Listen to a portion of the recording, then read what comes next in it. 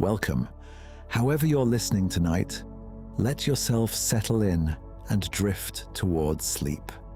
Tonight we return to Jason and the Argonauts and continue their journey aboard the Argo in search of the Golden Fleece, alongside some of the greatest Greek heroes of their generation.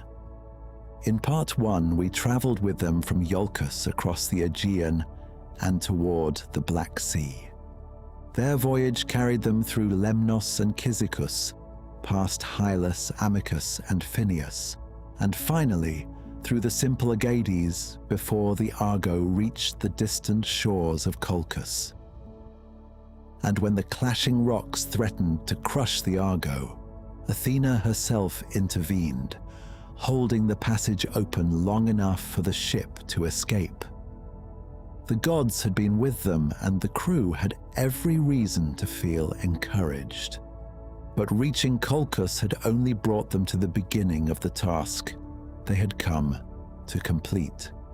Aeetes had given Jason a task that no ordinary man was expected to survive. In the field waited 2 enormous bulls with bronze feet and fire in their breath. Jason was expected to approach them, force them beneath a yoke, and use their strength to plough 4 acres of the field before him. When Jason entered the field, the bulls charged toward him. Fire poured from their mouths as they closed the distance, but Jason did not retreat. Medea had given him protection against the flames, and he stood his ground until the bulls were upon him. Then Jason reached for the first animal. He seized the bulls and forced them down, bringing first one and then the other beneath his control.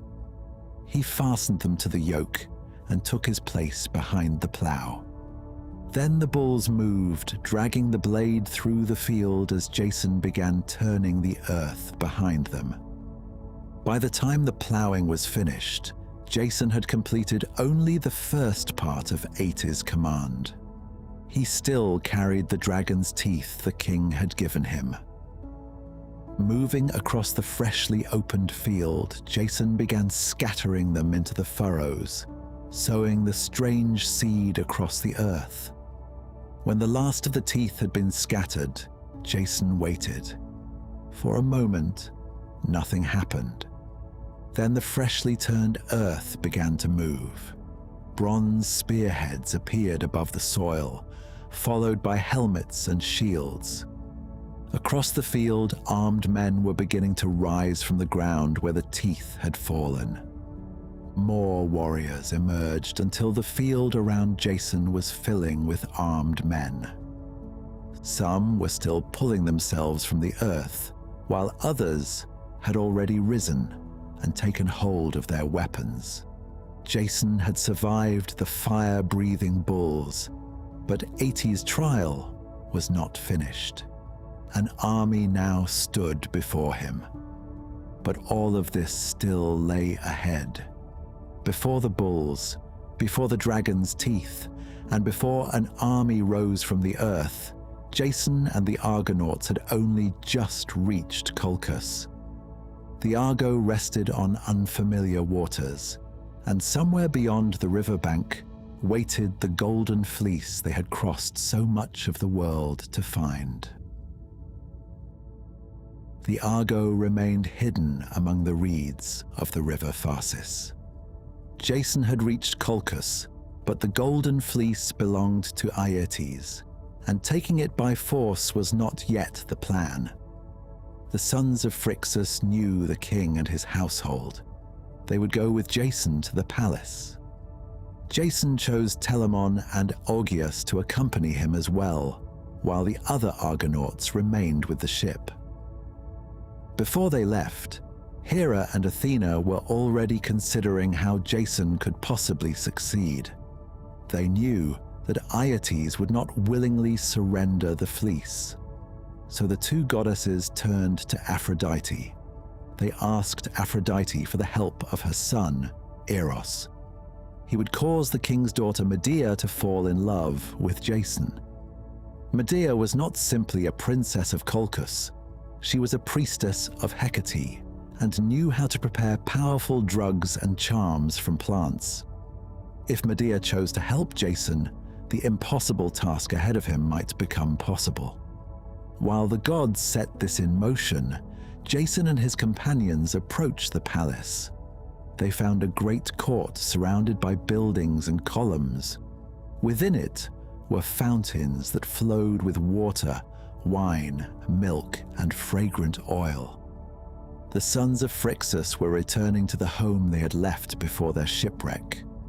Their mother, Chalciope, saw them first, and her cries brought the rest of the household outside. Aeetes came to meet his grandsons, and Medea came with them. She saw Jason. At that moment, Eros stood unseen and released an arrow. It struck Medea. The effect was immediate. She could no longer look at Jason without feeling the force of what had been placed inside her, and her attention returned to him even when she tried to turn it elsewhere. Jason knew nothing about this. He entered the palace as a stranger, asking a king for one of his most valuable possessions. Aeetes ordered a meal prepared for the visitors. Only after they had eaten did he ask his grandsons why they had returned to Colchis so soon after leaving. Argus, one of the sons of Phrixus, explained the shipwreck. Then he explained who Jason was and told Aeetes about Peleus and the command that had brought the Argo across the sea. Jason had come for the Golden Fleece. The welcome ended. Aeetes became furious. He did not believe that Jason and the Argonauts had crossed so much sea merely to retrieve the fleece. He suspected something more dangerous. Perhaps these armed foreigners had come to seize his kingdom. He threatened the sons of Phrixus for bringing them into his home and ordered the strangers to leave. Jason answered carefully. He denied that the Argonauts had come for Aeetes' throne and explained that the voyage had been forced upon him. He also offered to repay the king for the fleece. If Aeetes had enemies who needed to be defeated, the Argonauts would fight them. The king listened. Then he offered Jason a way to prove himself. Aeetes possessed 2 bulls, unlike ordinary cattle. They had bronze feet and breathed fire. Jason would have to place a yoke upon them and force them to plough a field sacred to Ares. But ploughing the field was only the beginning. Aeetes would give Jason the teeth of a serpent. Jason was to sow those teeth into the earth, and from them, armed men would rise from the ground. Jason would have to kill them before the day was over. Aeetes claimed that he himself could perform the same task. If Jason could equal him, the Golden Fleece would be his. If he could not, he had no right to take it. Jason listened without answering immediately. He had crossed the sea to reach Colchis. Now the king had placed an ordeal in front of him that no ordinary man could survive. Jason finally accepted. There was little else he could do. He and his companions left the palace and began walking back towards the Argo. Medea remained behind. The stranger she had seen only a short time earlier was going to enter a field with fire-breathing bulls and an army that would rise from the ground. Without help, Jason would almost certainly die. And Medea possessed exactly the kind of knowledge that might keep him alive. Back at the Argo, Jason told the others what Aeetes had demanded. For a time, no one spoke. Then Argus told them there might be one person in Colchis capable of helping. His aunt Medea knew powerful drugs. If she could be persuaded to use them for Jason, he might survive the trial. Jason had met Medea only once. He did not know that the gods had already turned her thoughts toward him. And inside the palace, Medea was already trying to decide what she was willing to do. That night, Medea could not sleep. She remained in her room while the palace grew quiet around her, and again her thoughts returned to Jason. She imagined the bulls breathing fire across the field, and Jason unable to control them. Then she imagined him dead. Medea tried to push the thought away. She reminded herself that Jason was a stranger. He had arrived from another country to take something her father had no intention of surrendering.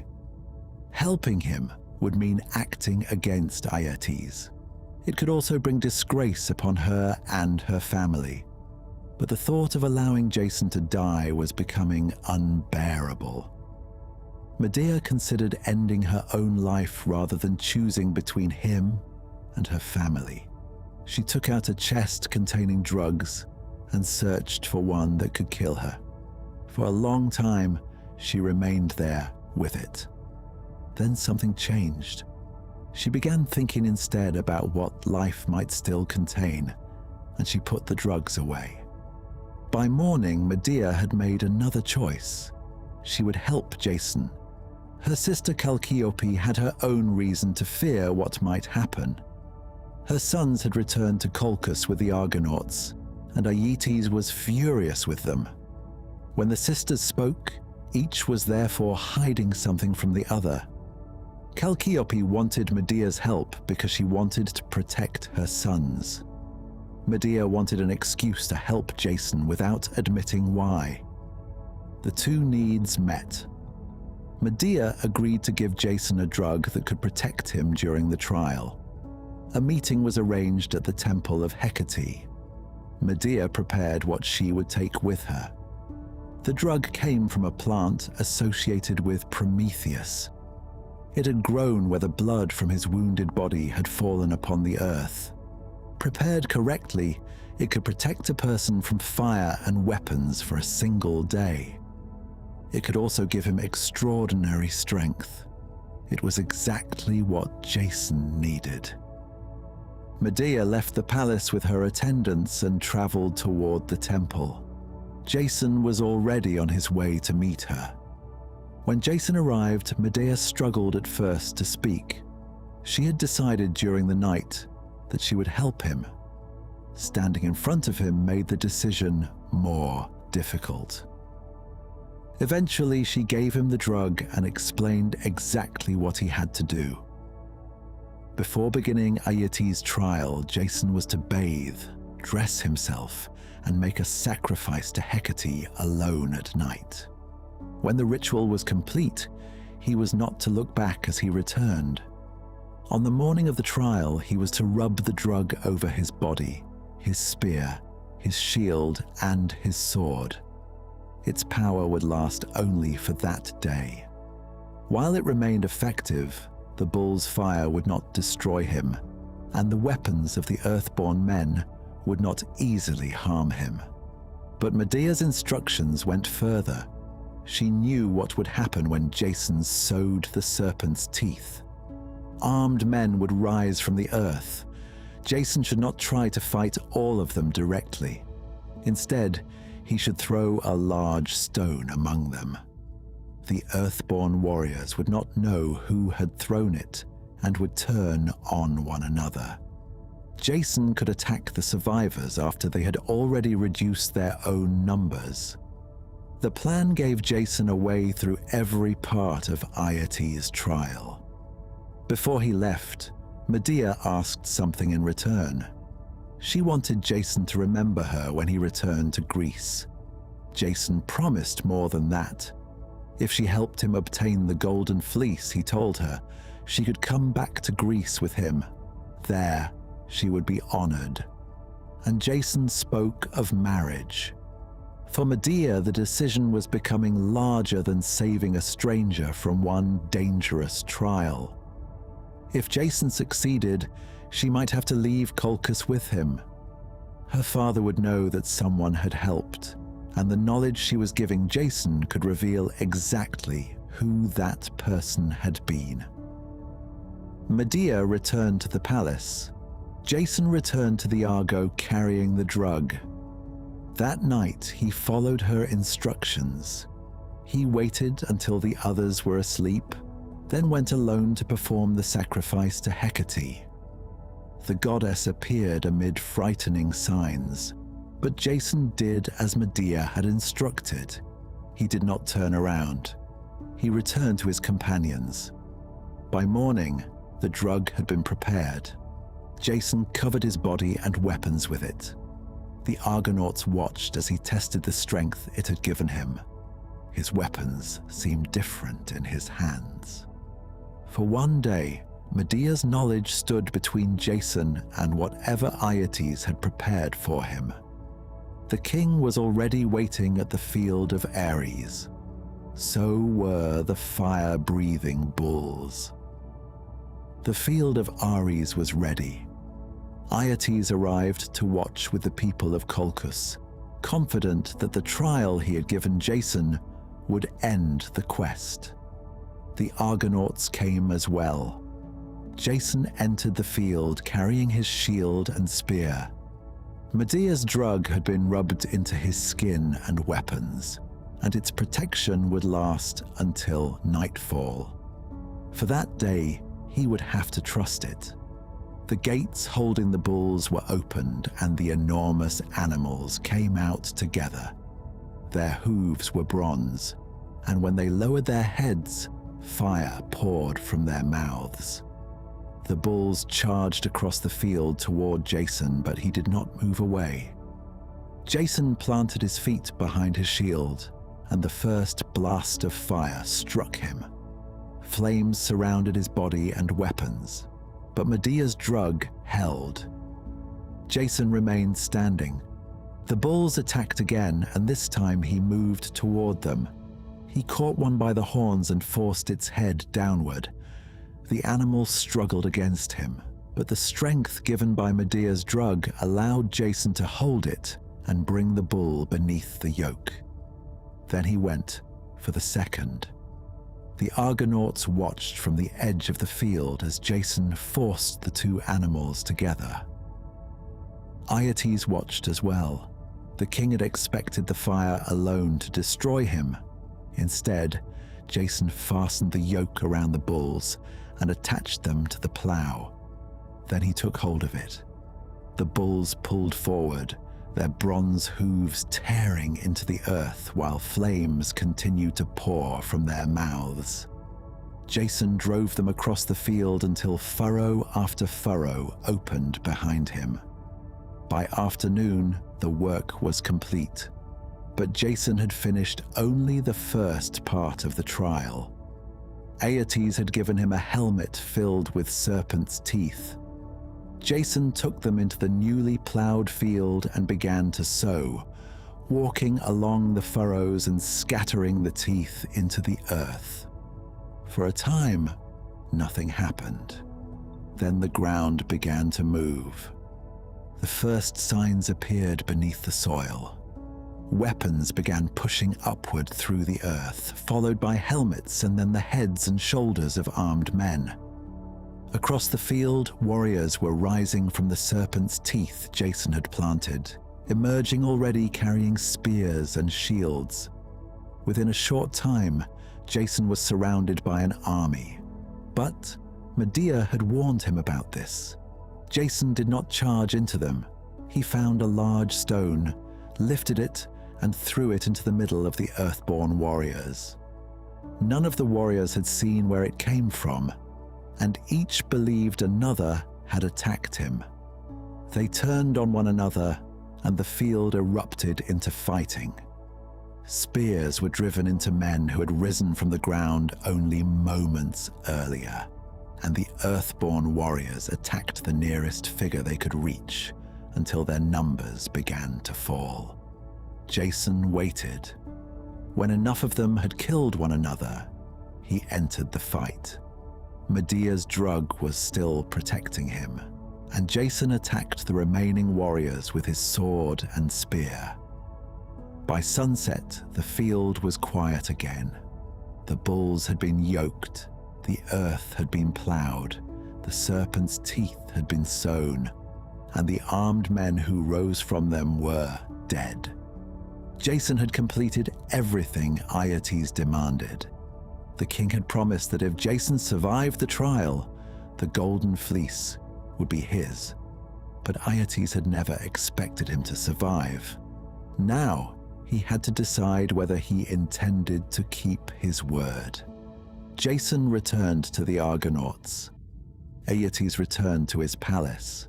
He already suspected that Jason could not have completed the trial alone. Someone had helped him, and the knowledge required to defeat the bulls and the Earthborn warriors pointed towards someone inside his own household. Medea had saved Jason. By doing so, she had placed herself in danger. That night, Aeetes began planning how to prevent the Argonauts from taking the fleece. Medea understood what would happen if her father discovered what she had done. There was no longer time to wait. Before the night was over, she would have to choose between remaining in Colchis and escaping with Jason. And the Golden Fleece was still hanging in the sacred grove, guarded by a serpent that never slept. Medea knew that there was no longer any safe way for her to remain in Colchis. Aeetes had seen Jason complete a trial that should have killed him, and sooner or later he would understand how it had been done. During the night, Medea left the palace and went barefoot through the darkness, alone, toward the river. When she reached the Argo, she called out to the sons of Phrixus. They recognized her voice. The Argonauts brought Medea aboard, and she told Jason what had happened. Her father did not intend to surrender the Golden Fleece.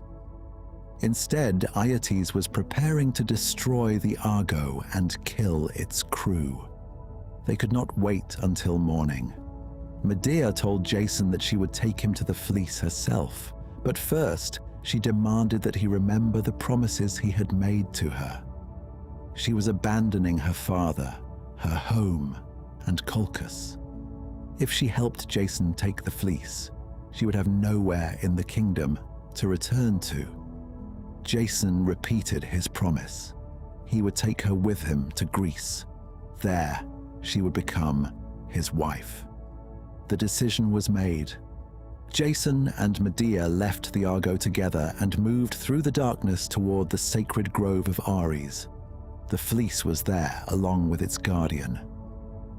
As they approached, the Golden Fleece became visible among the trees, hanging from an oak and catching the light even in the darkness. At the foot of the tree lay an enormous serpent, its long body coiled around the oak and across the ground surrounding it. The creature never slept. As Jason and Medea came closer, the serpent sensed them, raising its head as its coils began to move. Medea stepped forward. She called upon Sleep and Hecate for help. Then she began using the drugs and spells she had brought with her. The serpent resisted. Its head remained raised while its body shifted around the tree. Medea continued her incantation.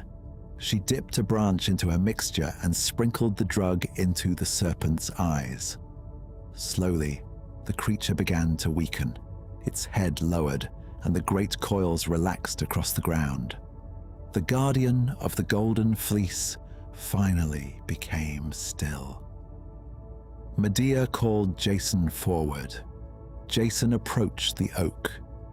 For the first time since Peleus had sent him away from Iolcus, there was nothing standing between him and the object he had been ordered to retrieve. He reached up and took the Golden Fleece from the tree. It was large enough for him to throw across his shoulders, and the gold shone around him as he carried it away from the oak. Medea led him back through the grove. They did not remain to see how long the serpent would sleep. By the time they reached the river, the Argonauts were waiting. Jason raised the fleece where the others could see it. The object that had brought them across the Aegean and through the Hellespont was now in his hands. It had carried their purpose past the clashing rocks and along the Black Sea coast. But there was no time to celebrate, and Medea urged them to leave immediately. Aeetes would soon discover that both his daughter and the fleece were gone. The Argonauts brought Jason and Medea aboard and placed the Golden Fleece at the stern. Then they took up their oars. The Argo moved down the Phasis towards the sea. Behind them, Colchis was beginning to wake. News reached Aeetes. Medea had disappeared. So had the Golden Fleece. The king ordered the Colchians to pursue the Argo and threatened those responsible with punishment if Jason and Medea escaped. Ships were prepared and men armed themselves. The Argonauts had crossed half the known world to reach Colchis. Now they had what they came for.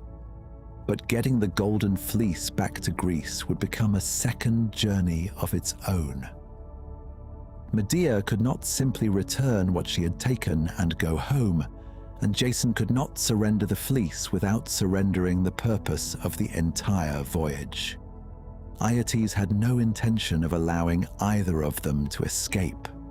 Among those sent after them was Medea's own brother, Apsyrtus.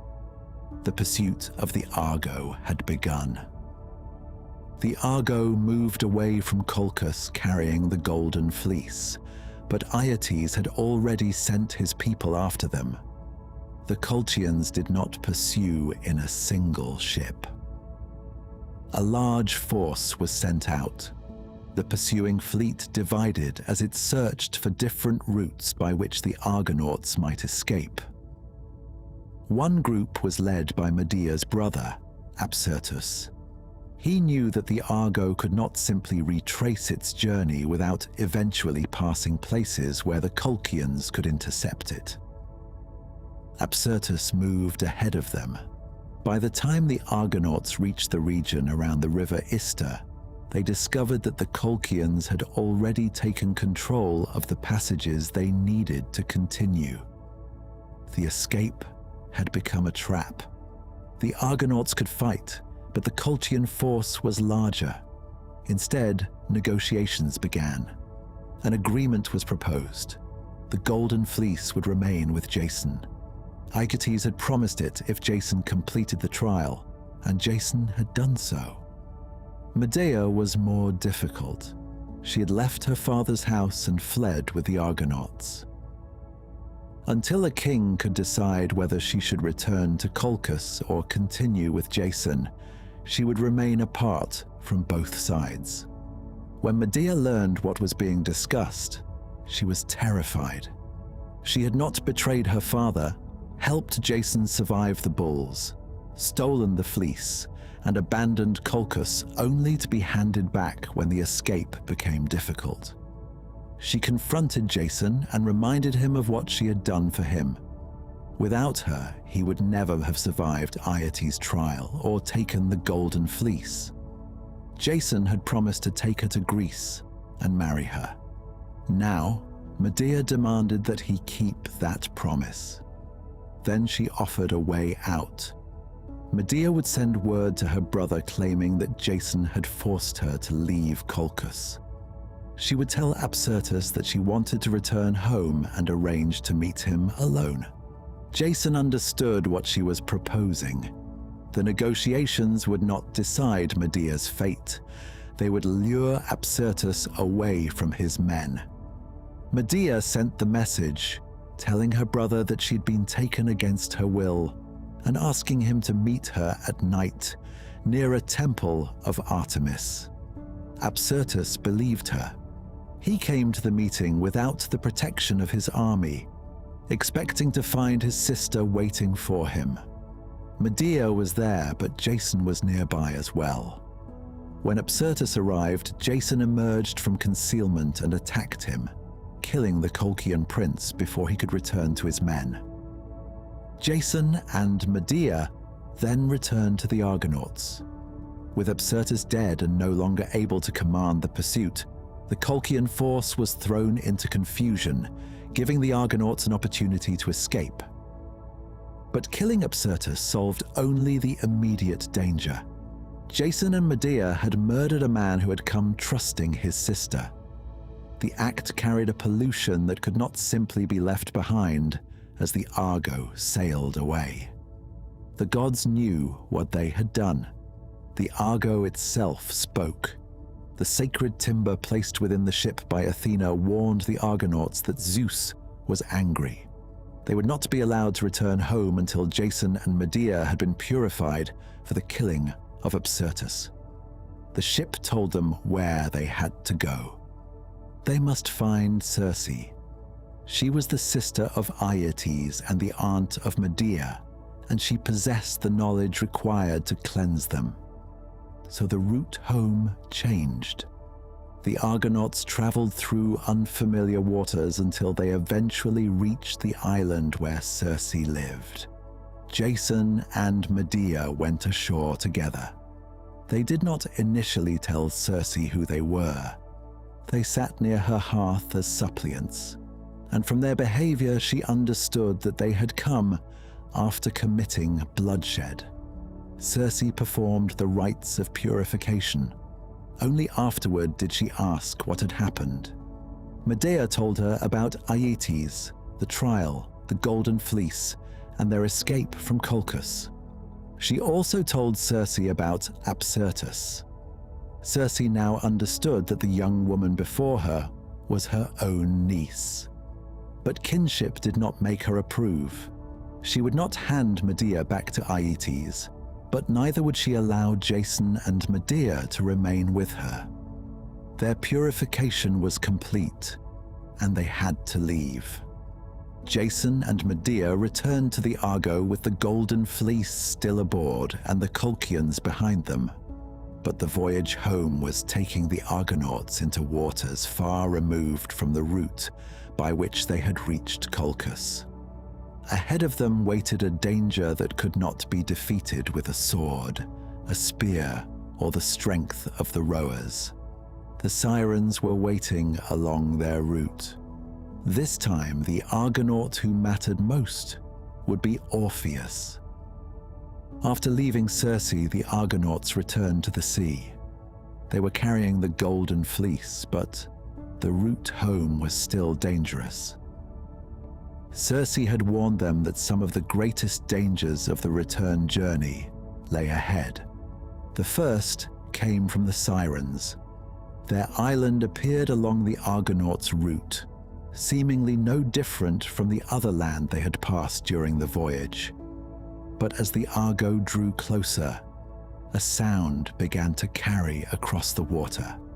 The Sirens were singing. As the distance narrowed, the Sirens' voices reached farther out to sea.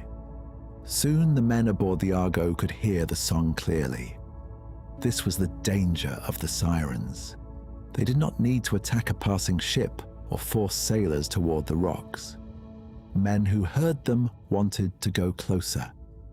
The song drew them toward the shore. As the Argonauts listened, the desire to continue rowing began to give way to the desire to stop. They were ready to cast the ship's ropes onto the beach and go ashore. And once they did, the voyage would end there. Orpheus understood what was happening. He took up his lyre and began to play, striking the strings rapidly while raising his own voice over the song coming from the island. The music filled the Argo.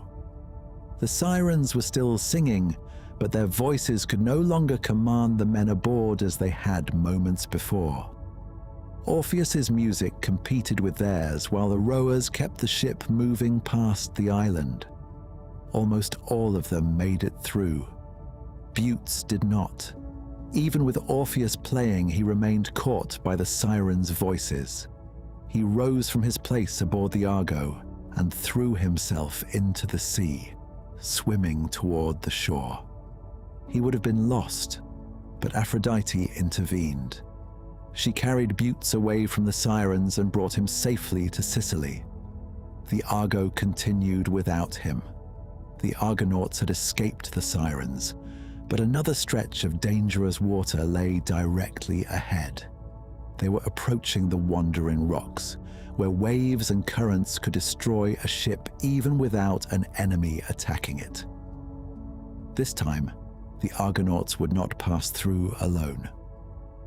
Hera had been watching the voyage and called upon the sea goddess Thetis to help guide the Argo through. Thetis had another reason to care about the men aboard. Peleus was among them. He was her husband, and the infant Achilles they had seen with Chiron when leaving Greece was their son. Thetis gathered other sea nymphs around the Argo.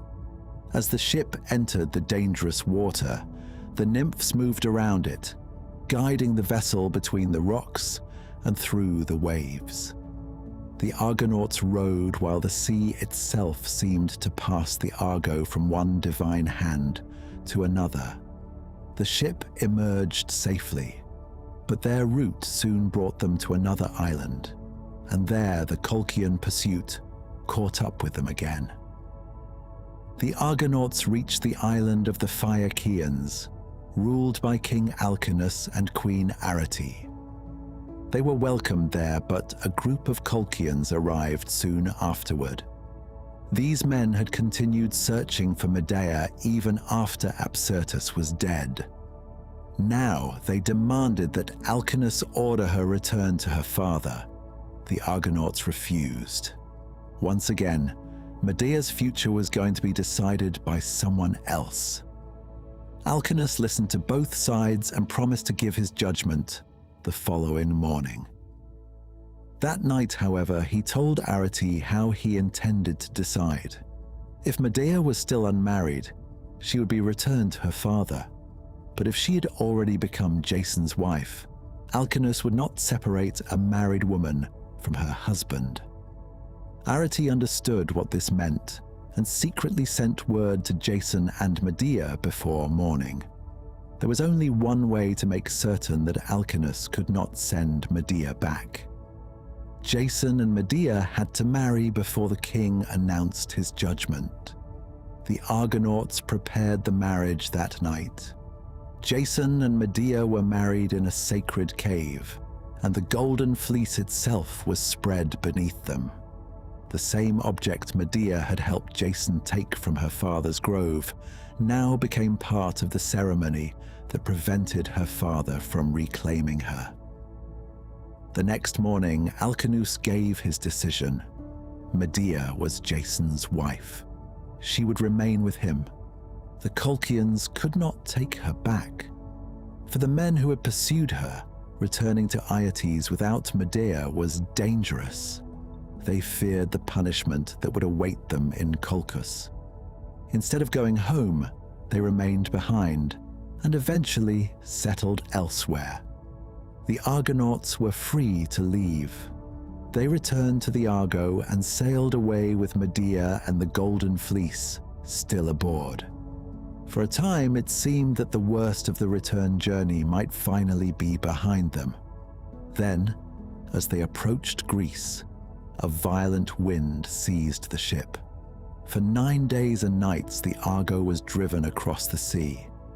When the storm finally released them, the Argonauts were nowhere near the route they expected. The ship had been carried south. Ahead of them was the coast of Libya. And before they could reach Greece, the men who had crossed so much water would have to carry the Argo across land.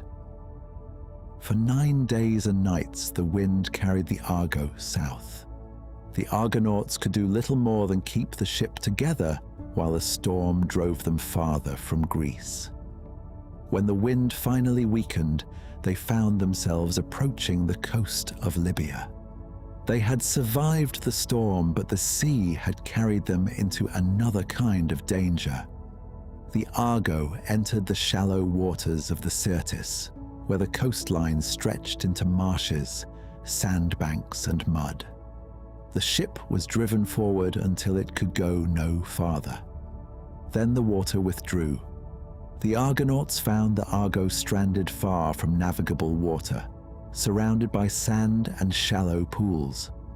They climbed down from the ship and searched the surrounding country.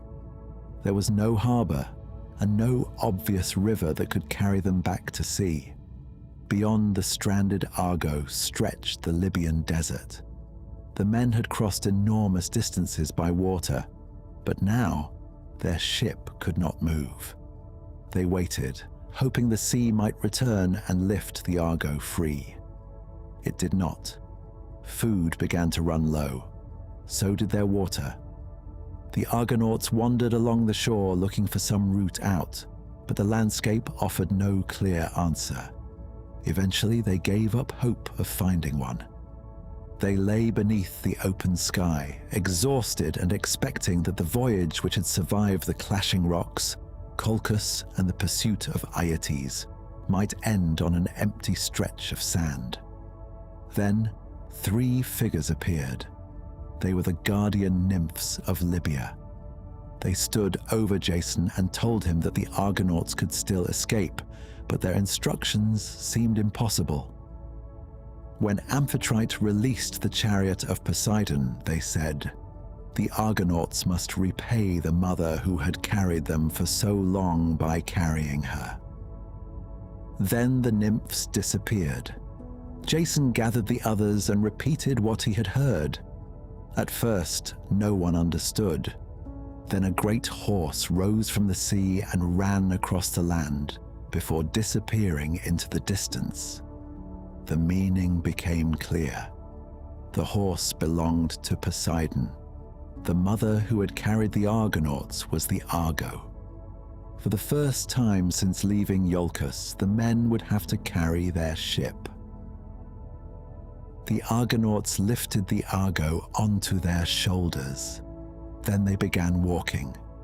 They carried the ship across the Libyan land with the Golden Fleece still aboard, following the route taken by the horse. There was no water beneath the keel now, and no wind to help them. Every part of the ship's weight had to be borne by the men who had once sat at its oars. For 12 days and 12 nights they carried the Argo across the desert. By the time they reached Lake Tritonis, their supply of fresh water was almost gone. The men began searching again. During that search, another member of the expedition died. Canthus encountered a shepherd named Caphaurus while trying to take sheep from his flock and was killed in the struggle. The Argonauts later found Caphaurus and killed him, but Canthus could not be saved. Then they suffered another loss. Mopsus, the seer who had helped guide them after Idmond's death, stepped on a snake hidden in the sand. The serpent bit him, and the poison worked quickly. Mopsus died before his companions could save him. The Argonauts buried both men in Libya. Once again, places aboard the Argo would be empty when the voyage continued. But first, the survivors still needed water. Orpheus remembered that Heracles had once passed through this country during his own travels. The Argonauts searched for signs of him and eventually found a spring that Heracles had opened from the earth. They drank and restored their strength. Now they had reached Lake Tritonis, but another problem remained. The lake did not offer them an obvious route back to the open sea. The Argonauts launched the Argo onto its waters and searched for a way out. Orpheus suggested that they offer the great bronze tripod Apollo had given them as a sacrifice to the local gods. When they placed it on the shore, a figure appeared. He introduced himself as Eurypylus and offered them a clod of Libyan earth as a gift of hospitality. The stranger was Triton, appearing in human form. When the Argonauts asked him how they could escape the lake, Triton showed them the channel leading back toward the Mediterranean. The men returned to the oars. Triton then revealed his divine form and helped draw the Argo towards the passage. At last, open water appeared ahead of them. The Argonauts had crossed Libya. They had carried their own ship across the desert, buried 2 more companions, and found their way back to the sea. Now, Greece was finally drawing closer. But one more guardian stood between the Argo and home. On the island of Crete, a bronze giant walked endlessly around the shore. His name was Talos.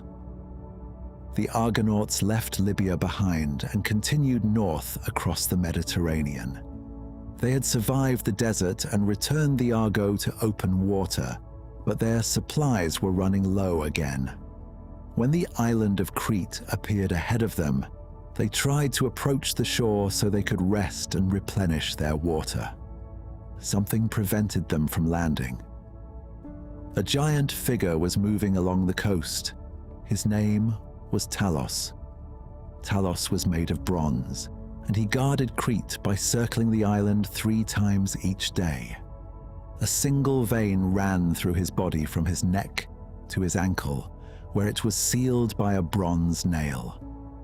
As the Argo approached, Talos began tearing stones from the cliffs and hurling them toward the ship. The Argonauts were exhausted. They had carried the Argo across Libya, lost more companions, and spent days trying to find their way back to the sea. Now, even reaching the shore to obtain water had become dangerous. The rowers held the Argo beyond the range of the rocks, while they considered what to do. Medea told them she would try to stop him. She moved to a position where she could see Talos. Then she began calling upon the powers she knew. Medea did not meet the bronze giant with a weapon. Instead, she used spells against him, invoking spirits of death as she fixed her attention upon Talos. The giant continued moving along the shore. Then something changed. As Talos lifted more stones, Medea's power confused him. He struck his ankle against a sharp rock, damaging the place where the bronze nail sealed the vein inside him. The seal opened. The divine fluid within his body began to pour out.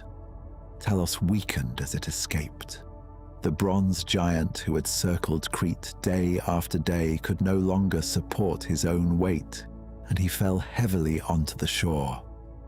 The rocks stopped coming. For the first time, the Argo could approach Crete safely. The Argonauts went ashore, gathered the water they needed, and rested. By the following morning, they were ready to leave. The journey that had begun in Iolcus had crossed seas, kingdoms, and deserts. Now the Argonauts were finally sailing through waters that would bring them back toward Greece. The Argo left Crete and continued north. But during the next night, darkness suddenly covered the sea. The Argonauts could no longer see the sky, the coastline, or the direction in which they were traveling. With no clear way to steer, the ship drifted through the darkness. Jason called upon Apollo for help. The god answered. Apollo appeared on one of the Melantian rocks and raised his golden bow. Light spread from it across the sea, revealing a small island where the Argonauts could bring the Argo safely ashore. They named the island Anaphe because Apollo had revealed it to them. There they made sacrifices and waited for daylight. When they returned to the sea, the final part of the voyage carried them back through the Aegean. They passed Aegina, then continued toward the coast from which the expedition had begun. At last, the Argo reached Iolcus. Jason had returned to the place where the journey began, carrying the Golden Fleece that Peleus had sent him across the sea to retrieve. Around him were the Argonauts who had survived the voyage, and beside him was Medea, who had left Colchis and crossed the long journey home with them. Not everyone who had sailed from Iolcus had returned. Some had been left behind along the route, and others had been buried far from Greece. But the Argo had completed its voyage. It had crossed the clashing rocks and entered the Black Sea. It had reached Colchis, carried the Golden Fleece away from Aeetes, survived the pursuit across the sea, and even crossed the sands of Libya on the shoulders of its own crew. Now, after everything that had carried them so far from home, the Argonauts had reached Greece again. Jason's life would continue beyond the voyage, as would Medea's, and their later story would take them into events very different from the adventure that had brought them together. But the voyage of the Argo was complete. The Golden Fleece had come home.